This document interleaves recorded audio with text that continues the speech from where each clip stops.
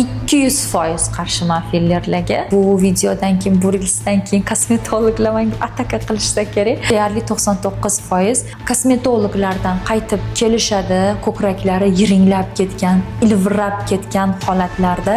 Albatta implant qo'ygandan keyin bemalol emizsa bo'ladi. 10 yillik, 5 yillik implantlar bo'ladi. Implantdan keyin tug'ish mumkinmi? Tavsiyam plastik jarroh sifatida qo'ydiringlar. Onkolog sifatida esa bor ko'kraklarga shukur qilishni tavsiya beraman.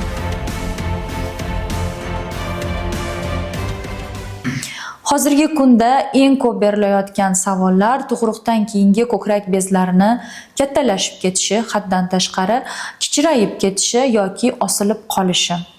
Bu mavzu juda 99% ayollarni desa ham bo'ladi, qiziqtiradigan savollari. Motor opa, shaxsingizga juda ko'p savollar kelib tushyapti. Tug'ruqdan keyingi ayollardagi ko'kragidagi kosmetik muammolar. Shunaqa ko'p savollar tushyapti. Shuni javob berib keting.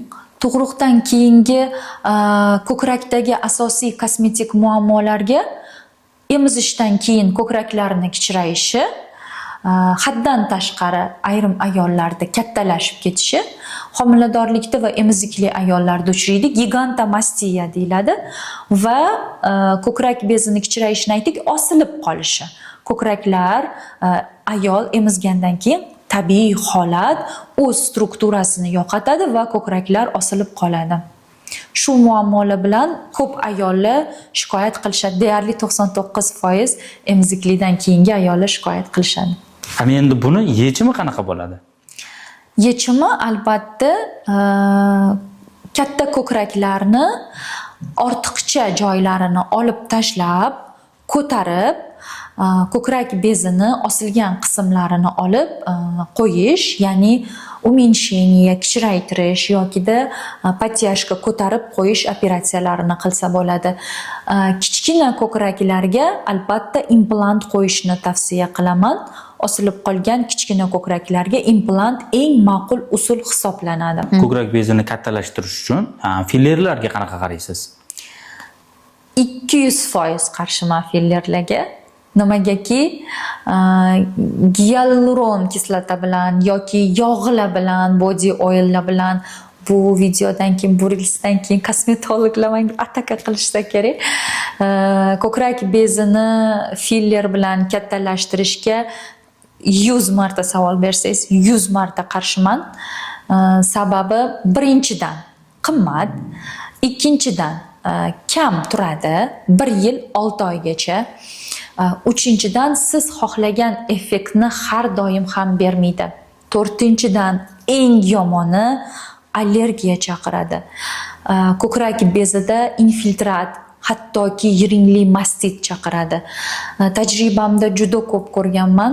Kosmetologlardan qaytib kelishadi, ko'kraklari yiringlab ketgan, ilvirab ketgan holatlarda fillerlarni olib tozalaganimizdan keyin avvalgi holatdagi ko'kraklar ham qolmaydi.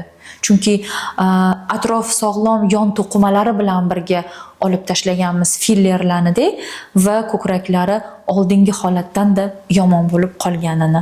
Shuning uchun ko'krak beziga filler qo'ydirishdan oldin, implant qo'ydirishdan oldin albatta butun organizmni, nafaqat ko'krakni, butun organizmni tekshiruvlardan o'tkazish kerak. Check up deydi.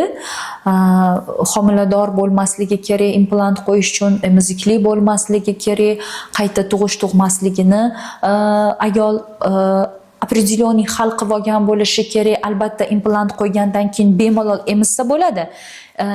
Lekin emizmasa, tug'masa yaxshiroq implantdan keyin.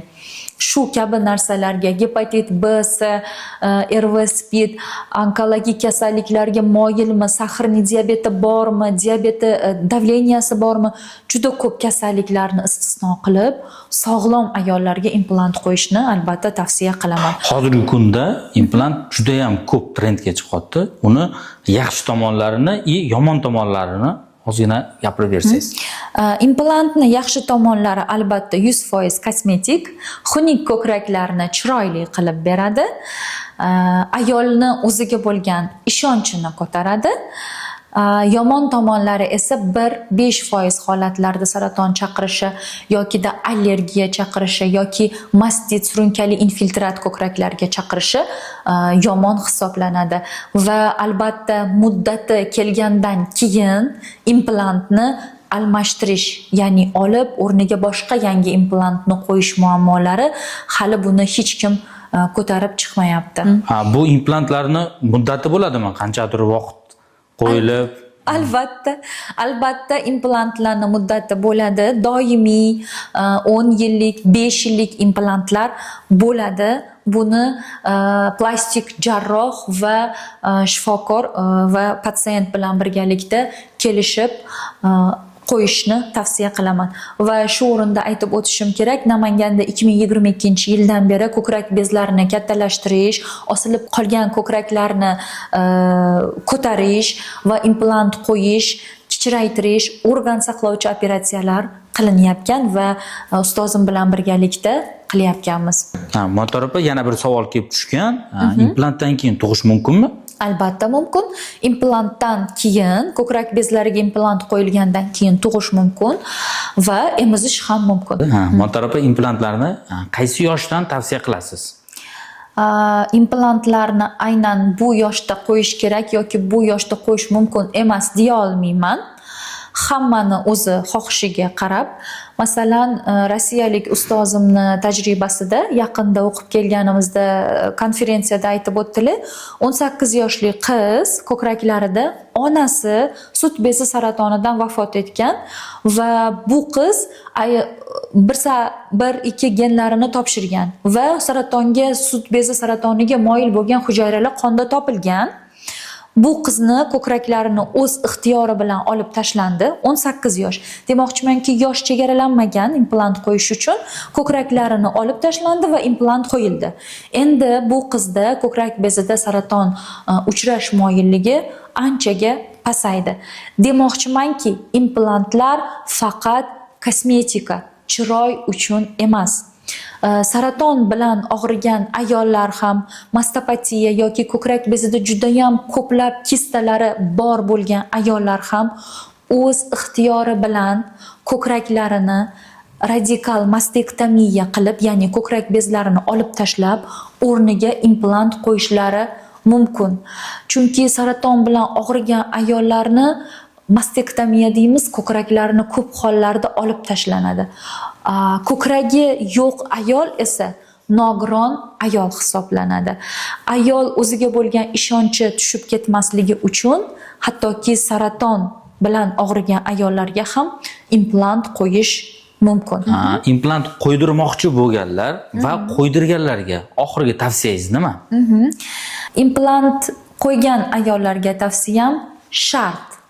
Yiliga 2 marta UZI tekshiruvdan, yiliga 2 marta, ya'ni 6 oyda mammolog tekshiruvdan o'tib turishlari shart. Implant qo'ydirmoqchi bo'lgan ayollarga tavsiyam plastik jarroh sifatida qo'ydiringlar, onkolog sifatida esa bor ko'kraklarga shukur qilishni tavsiya beraman.